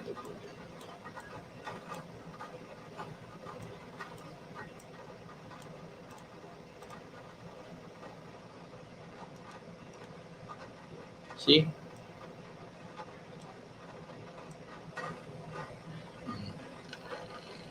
So, ito yung procedure na ginagawa ng mga animator kapag ka nag-start sila. That's why they cut it every joints because of this particular use. So, ganun din sa ibang how complex are your animation will be handle this kind of movement. So, kung halimbawa simpleng movement lang, let's say rotation and simpleng object na pahagalawin mo siya from left to right or up and down. So, pwede mo siyang gawin. Katulad ng ginawa ko kanina na let's say meron kang object na ginawa. Let's say you have an asset na ginawa na dito. And then you decided na animate siya. And then see it here. See, as you can see. Ganun lang siya kasimple. Kung depende nga kung how complex yung object mo. Kaya lang, in this case, hindi ko na kailangang i-library yung character dahil simple lang yung ginawa kong box. So kapag ang purpose kasi ng library is if you're going to use it multiple times, several times yung sa iba't ibang see?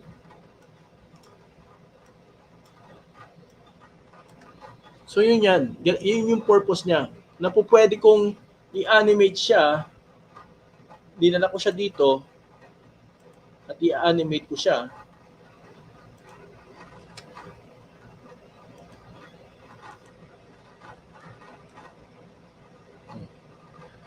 See? Animate.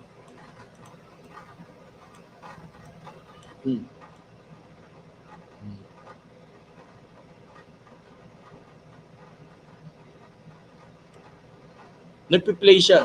Kasi meron tong yan yung yan. Ang tawag dito is movie clip. So kapag ang dinesignate ko sa property na to na wag ma-play yung yung movie clip niya or I decided to play it in single frame. So hindi na siya magpi-play ng ganito. So marami pa pagdating na yun sa animation and twinning. But ang ginano ko is ina-explain ko lang dito kung paano pini-prepare yung materials na to para magamit na ng animator. So, ready na siya for animation. Now, eto na ngayon. Punta tayo dito sa at least nakita niyo na ang example lang na ginagawa ko is preparing these assets for animation. Now, if you have any project, let's say a graphic project, nasa sa inyo yung kung paano niyo siya i-prepare. Now, ito yung pagpe-prepare pagdating sa scene build. Ano ba yung scene build naman? Let's proceed. Scene build. Scene building in Adobe Animate. Okay. Components needed build scenes for animate. Animatics, audio, characters. And then yung optional kasi yung props, depende kasi kung may mga props na gagamitin doon sa binibuild pa rin yun. Hindi siya part ng, tandaan nyo po, pwede lang siya maging part ng background kapag as in background siya na hindi siya magkakaroon ng interaction with the characters. Pero kung halimbawa, it's an object na gagawin or igagalawin nung characters, it will be considered as props. Not characters. Props na siya. So may interaction siya with let's say a box, a ball, anything na materials na magkakaroon ng interaction yung ano. So what is animatics? The audio and characters. So ito siya. Ito yung animatics. Okay? Actually, that's storyboard. Ginawan siya ng series ng actions. Na-explain ko to before, pinakita ko na sa ito once yung board, paano siya naging animatics. And then, ito naman yung audio niya. While doing the storyboard, sometimes importante kasi sa storyboard din na nagawa din yung audio, nakakatulong din kasi yon para dun sa, let's say, for us na gusto kong gumawa ng magandang timing or magandang animation expression para dun sa aking storyboard, importante na yung I used to audio. like video games. Then I took an arrow to the knee. Got it. See? Now, i-combine natin siya. I used to like video games. Then I took an arrow to the knee. Got it. The trees are all booby-trapped. See? Yun yan. Animatics with audio. So ngayon, I used to like video. paano na yung gagawin natin dito? So katulad nung kanina, eto siya, di ba? Ganun pa rin. Pagdating sa pag-i-import ng animatics, tandaan yung video clip na to. This video clip, kailangan makita. Ngayon, ang maganda kasi dito ngayon sa bagong software, tumatanggap na siya ng other format ng video. Before kasi, you have to convert that one in a flash format file na FLB lang na supported ng flash file. Hindi siya accept ng kahit anong movie files or compressed file na magpe-play sa movie. So ngayon, gagawin na lang, file import lang din, import to library na lang, and then look for that particular FLB files kasi nakalagay. Okay.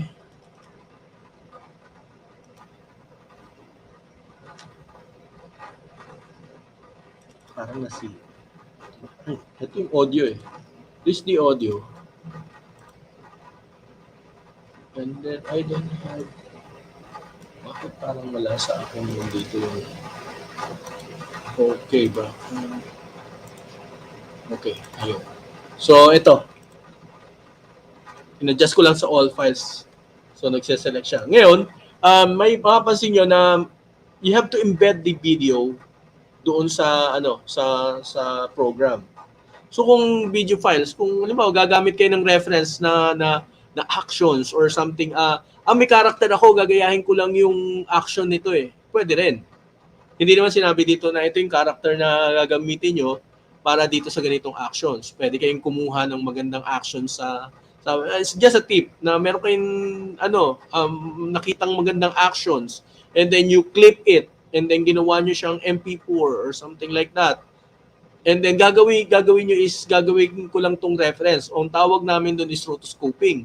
Rotoscoping is a reference of actions na ginagamit mo dahil para mas maganda yung maging timing and actions ng character. Hindi bawal yon. Of course, nakakatulong yun sa animation. Kasi may challenges pa rin kung paano mo ipopose yung character at magagaya yung action na yon using your own character.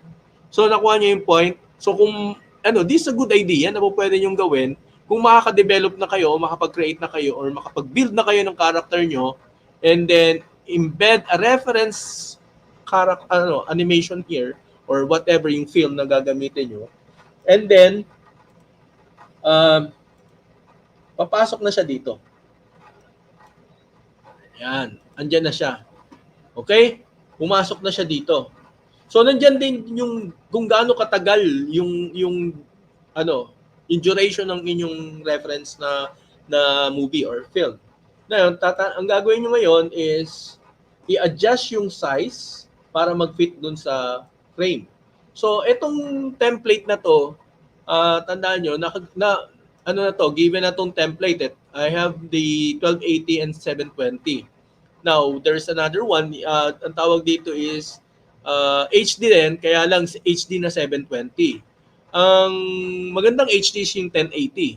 So, you can actually replace or adjust the resolution kung gusto yung lakihan yung ano nyo, yung image ay yung file nyo or yung movie nyo and fit it into real high definition.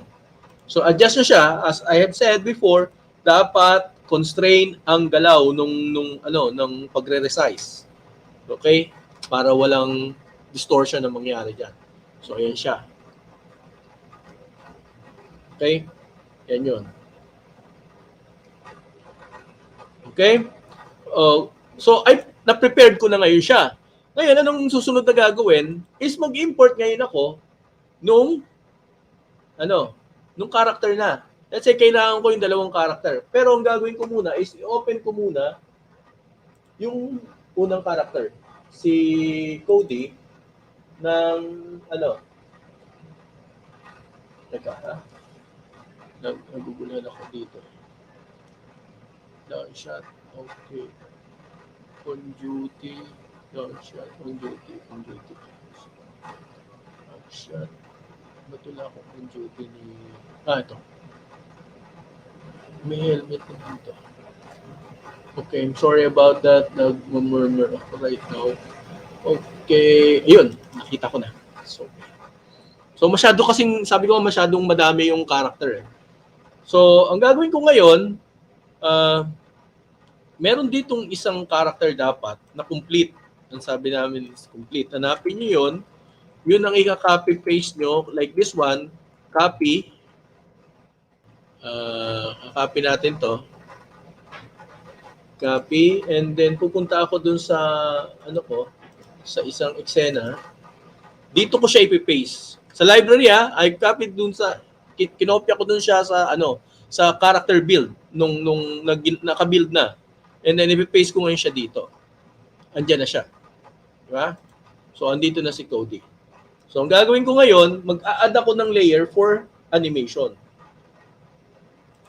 Animation. I-rename ko to ng animation. I'm going to rename that. And then I'm going to drag the character here. See? The same thing yan. So, eto na yon. Na-prepare ko na siya. Ang gagawin ngayon, yung sa scene build na sinasabi is actually wala nang scene build. Posing na. Magki-key poses ka na. So, yun ang parang nawala na yung scene builder, key poser na yung papasok. Yun na yung pinalit nila. Kasi noong time na yun, may nagsi-scene build. Ganito lang naman gagawin nila sa scene build. Mag-a-arrange lang nito, ilalagay animatics, everything, and then materials, and then papasa na. So, bakit kailangan kayang-kaya mo namang gawin, di ba? So, ang gagawin na ngayon ng animator, marireceive niya na yung animatics na ganito, may audio. Siya na maglalagay at magpo-post nitong nitong mga ganitong klase ng nagte-turn pa siya.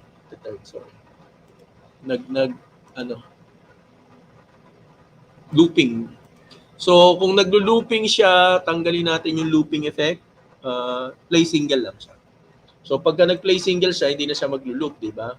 So, every time, pagka, halimbawa, makita nyo yung galaw ni Cody dito, makita nyo yung galaw ng bata, di ba? Gumalaw yung bata dito,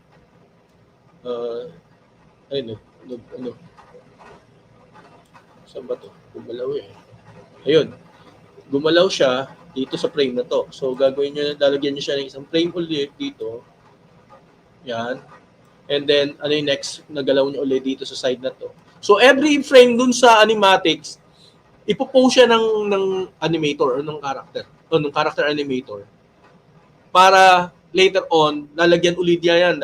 At pa, depende sa ng director, o lagyan mo pa yan ng breakdown. After the key poses, lalagyan ng breakdown. Para mas mabilis na ma-animate ng mga magtutuin ng mga assistant animator yung ibang actions. So depende yan sa directors kasi ang alam ko halimbawa gaano ba kahaba to? Tandaan nyo, para concern din, baka additional din na this is 180 frames. So if you divide this one into 24 frames, how many seconds that? 24 frames is 1 second, di ba? 180 frames divided by 24, how many seconds is this one? Now, ang bayaran nila dito per seconds is nasa, I think this one is 700 or 800 per seconds. So, kung mga 8 seconds siguro to. 8 seconds or 7 seconds, I think. Now, kung ganun, i-multiply mo siya sa 700 or 800 pesos, yun ang bayad sa'yo pagka natapos mo to. Ngayon, sa key poses lang yun. Iba ang bayad doon sa mag-i-in-between. I think that's another magti-twinning na ito. Mahirap kasi. Depende yan na. Ang pricing nito kasi depende sa complexity nung characters. Pagka mas complex at complex yung galaw, mahal. Pagka medyo simple lang, baka mga 400 lang or 500 per seconds lang. Okay? Yung key poses, yung mga nagpo-posing. Yung assistant nila, mas mababa of course. So yan yan. So, gaano katagal ginagawa yung ganito, yung per second, depende nga kung gaano ka, sa key poses siguro, kaya mong tapusin ito in maybe a day or a day and a half. Kung i-overtime mo, kaya mong tapusin ito na isang araw. Diba? Kung halimbawa, kung 10 seconds to, kaya mong tapusin ba to? I doubt kaya tapusin ng 10 seconds sa ganitong klase ng complexity sa isang araw. Maybe average mo is 5 seconds. So, kung average mo is 5 seconds, mga 4,000 or 3,000 a day yung kikitain mo. So, yun siya. So, I hope malinaw sa inyo yung scene build, yung character build. Gagamitin kasi yung character build for scene build. So, I hope this will give you an idea how to prepare your materials and use it in Flash. Now, almost the same thing if you're going to use it. Kaya ang difference lang is yung software. May specific may mga capabilities ang software na to na wala dun sa isang software. But ganun din, both vice versa. Meron din ang Toon Boom na wala dito sa Flash or sa Animate. So, kaya mas magandang malaman. Tandaan nyo kasi ang Flash is meron siyang capabilities na para sa game programming kasi may script, game programming, or even you can develop your any complex presentations na gusto mong gawin. But this definitely can give you a gaming options na you can create the games. But definitely, motion graphics and presentations are very easy para i-provide ng software na to. Kayang-kaya niya, definitely. So, yan yung mga options na gagawin nyo. Ang inaano ko lang sa inyo is makatulong sa inyo yung preparations ng assets. So, every time na magde-develop kayo ng materials for this one, consider as an assets na pwede mo siyang gamitin, not just in this particular project. Na, I can use that one in my games also. Konting modification lang. Yes, definitely. Because nasa library na siya. You can use your animation here and play it in on those particular games. Actually, minsan nagkakaroon ng interoperability yung iba Na pwede ko mag-import doon sa software anong format supported niya. So pwede mo siyang i-adjust yung format dito na readable doon sa ibang software. Meron lang ganun ngayon. So maging aware lang kayo about it. So kung ang importante dito is ma-identify niyo yung objective ng yung project, and then the preparation of your materials is almost similar to this one. Okay? I hope this will help you in your future projects. The guidelines on the technique na sinok sa inyo will be your sorry. Thank you. Sir Don, thank you very much for that very wonderful presentation. Okay, so you may drink drink water while we open this segment for our open forum session. All right. Before we proceed to that, again, we would like to thank our virtual audience participants for tuning up to the end up to this part of our webinar. So if you have any question, you can still post or send your questions to our open forum form, which is pinned in our description bar below. Right. So I hope that our expert speaker are right there. Now you can scan the QR code to our open forum form. You may do so right now if you do have any questions, clarifications, or comments that you would like to send across to our expert speaker, Sir Don Arado. Okay, thank you so much. I guess, right, Sir Don, are you ready to entertain questions from our virtual audience? Yes, yes, please. Okay, again, right. So here is our first ever question for this segment. Where do you get inspiration from in creating your characters? Yes, actually, everything that you see, Mm-hmm. as long that nagko kung ano nagja-jive dun sa inyong idea. Yes. Sometimes ang ano kasi is references. Um, sa dami ng napanood nyo or nakita nyo, it will definitely mag-ano yan sa ano sa utak nyo na parang nakita ko na to. Ano ba yung Right. magandang ano reference for this one? Normally inspiration considered as references. Yung very close to that, kung halimbawa una nakita niyo siya sa what movies in what particular production. Disney movie siya or DreamWorks movie siya. Japanese animation yan. So look for that. Look for that and then look for the other options close to that particular. And then from there, makikita nyo, parang mas maganda yung isa pero mas gusto ko yung isa. Then you can combine those things. Yeah. Kasi ideas nila yun eh. Then you can you have your own ideas, pero makakatulong sa inyo yung options na yun to combine. Parang kang nagde-develop ng logo. And ay ng Lego or these parts and these parts you can combine it. That's it. When you were just starting, Sir Don, how many animation films or movies do you watch in a day? Actually, we are obliged to finish I think after office hours, they show us some 2 or 3 VHS tapes every day, every night yun. So, obligation namin. So, from then, hindi naman talaga ako, parang random lang eh. Pero ang ano namin kasi is, ganito kasi yung tamang panonood eh. Start with, enjoying the movie. After enjoying it, watch it again. Now, this time, be technical. Be specific kung ano yung gusto mong malaman at gusto mong matutunan dun sa ginawa niya. Paano niya ginawa. And then magkakaroon kami ng critical thinking about it. So, bakit niya sa tingin mo ginawa yan? Ba't ganyan yung ano? So, yung magkakaroon ng question, everything. Ano yung nasa isip niya nung ginagawa niya yan?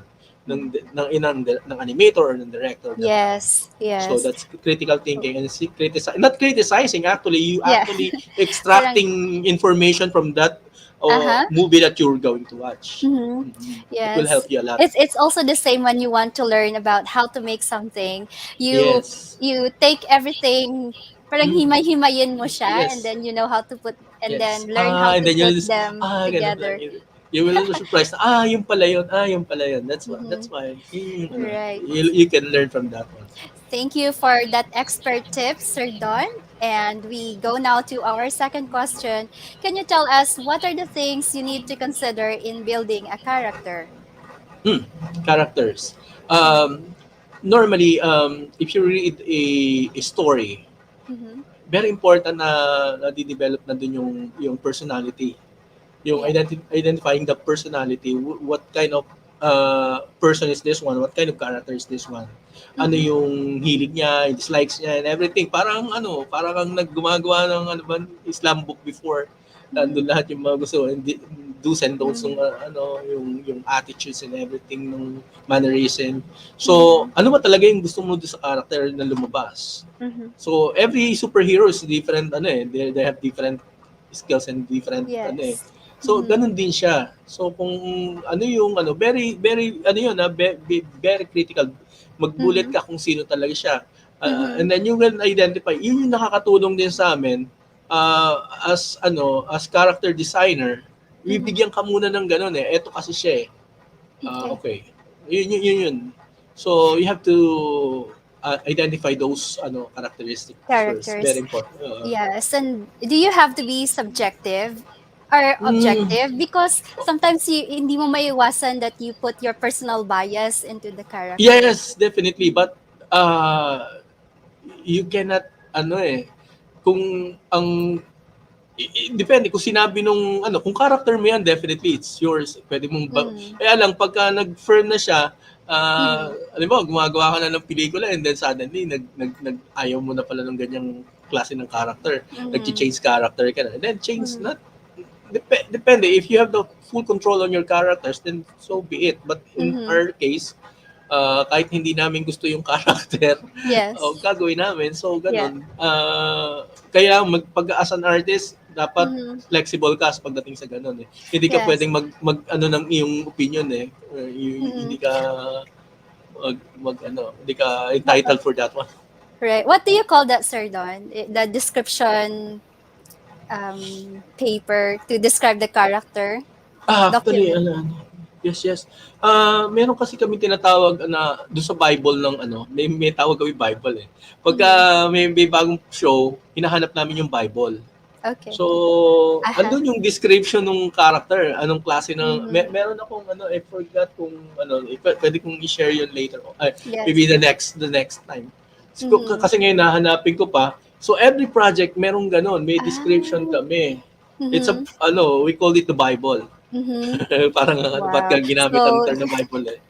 Hindi ka talaga mawawala. You won't get lost because you will have that Bible to start with. Hanapin na kagad yan. Pagka nagtatanong kasi yung ibang curious, ano ba yung ba't nabasa mo na ba yung Bible yan? Nice. Alright. That's the kind of terminology or reference that you use in the animation industry. Thank you for that answer, Sir Don. And we move on to our third question of the day. And what comes first in doing animation, what comes first in doing animation? Character building or creating scenes? Good question. Character build. Okay. Kasi you're going to use that characters on your scene build. So, ganun yung procedure niya. Of course, kailangan mo ng character designs to build. So, character designs, character build, then the scene build. Alright. Actually, you will post the character that in scene building. Wow. Thank you for that clarification. And we move on to our second to the last question. What software would you recommend in character and scene building? Sa character build kasi, dalawang software lang gagamitin namin. Kung saan ka gagawa ng animation, normally, yun yung gagamitin namin animation for character build. Kasi kailangan yung compatibility. So sometimes yun nga sabi ko, interoperability ng mga software. But you have to be certain on that requirements first. But halimbawa, Toon Boom ang gamit mo. Ang term kasi na ginagamit nila for this kind of digital animation, ang tawag nila dun sa types of animation is cutout animation for Toon Boom. Pagdating dito sa Adobe Animate or Adobe Flash Animation ang tawag nila dito. So, dalawa sila. But basically, ganun ang pero mas pagdating sa popularity, of course, bago pa lang kasi yung Toon Boom.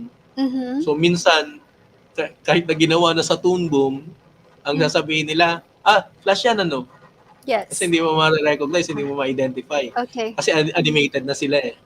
Pero kung gumagawa ka na ng animation, malalaman mo kaagad kung yan, Toon Boom or siya. Hindi pala. Malalaman mo yan kung yan, traditional yan, digital, or pure digital. Alright. Wow. And for the information of our virtual audience, Sir Don is actually doing his webinar live from the NOLITC Studio Animation Studio or classroom. Yes. All right. And we go now to the last question here. To those who are just starting in their career in animation, do you have any advice on how do you make a great animation portfolio? Yeah. I think this question is coming from a beginner, right? Okay.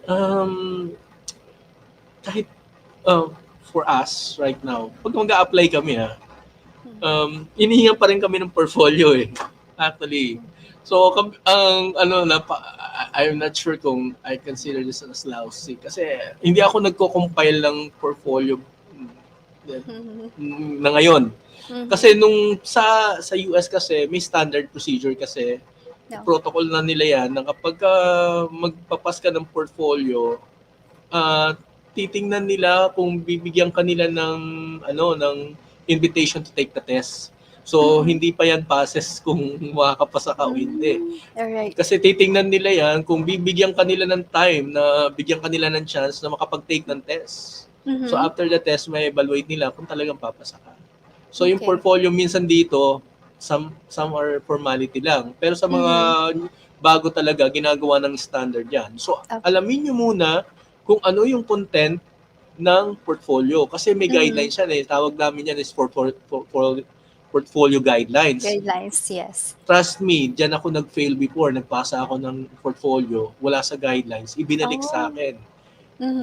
Kahit na gaano kaganda yung laman yan, pagka wala ka sa guidelines, ibabalik siya. Nakasamang letter, sasabihin niya, thank you for your interest. It's very technical out there. Trust me, importante yung guidelines. Look for the guidelines. Kung halimbawa, kung familiar kayo sa mga guidelines na ginagawa sa mga CalArts sa US, so yung mga CalArts portfolio, it's a good guidelines. Research that.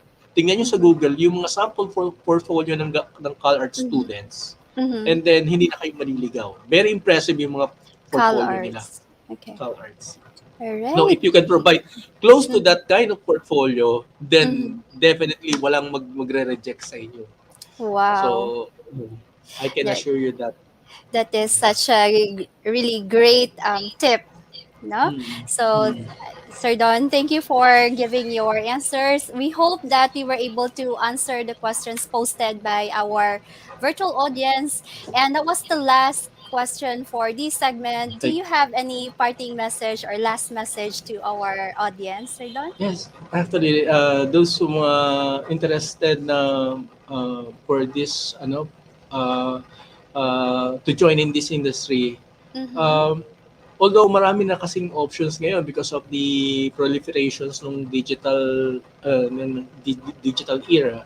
So, marami kayong software marami kayong options compared dun sa amin before mga 20 or 30 years ago. So, mas malayo yung difference. So, ako sa inyo, samantalihin nyo yung mga information na makukuha nyo online or by social media or by sharing, looking for a group. Ang dami niyan sa social media, ang daming group na yan. You can ask to join. Sometimes yung mga newbies naman, welcome. Hindi naman ganun yung mga veterans Talagang welcome nila. So sometimes yung iba lang kasi minsan nagiging rude na yung na-offend minsan yung ibang dahil because of the generation. So ang nyo lang is i-take nyo yung mga advice nila na makakatulong sa inyo. Huwag kayong magre-resist. Maging open kayo kasi kami iniintindi din namin yung mga newbies right now kung ano yung kailangan nila. So sumasabay din kami kahit na sabihin namin traditionalist kami, but still ang mindset namin kasi is mag-contribute dun sa i-grow ng industry. So sana ganun din yung maging perception ng mga bagong ganun din yung maging objective nila na makatulong sa iba at sa industriya. Yep. Very nice. Thank you very much again, Sir Don, for sharing your expert tips and knowledge about scene and character build. Let us give our expert speaker, Sir Don Narado, some virtual clap reaction. And if you like the content of this webinar, kindly send virtual hearts like so. All right. So again, we would like, of course, to express our profound appreciation to our expert speaker, Sir Don Narado, for sharing with us his knowledge and skills. For the information of everybody, the 2D animation webinars are ladderized or follows a modular structure. So keep on watching, keep on learning, and keep on earning digital certificates from these webinars. And these are all absolutely free. Just follow the Facebook page and social media pages of NOLITC to know more about the webinars that and the schedules of our webinars. Moreover, we of course would like to thank our active participants for tuning in up to the end of this session.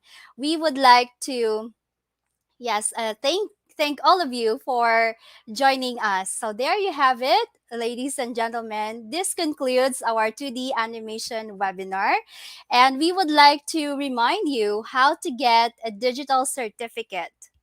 All right. So to get digital certificate from this webinar, please provide us your evaluation through the link provided in the description box below. Or you may also scan the QR code flashed on your screens right there. Okay, again, reminding everybody that you need to fill out our online attendance and the online evaluation for you to be able to get the digital certificate. This evaluation form, the link to our evaluation shall be open until 6 o'clock this evening. So please do not forget.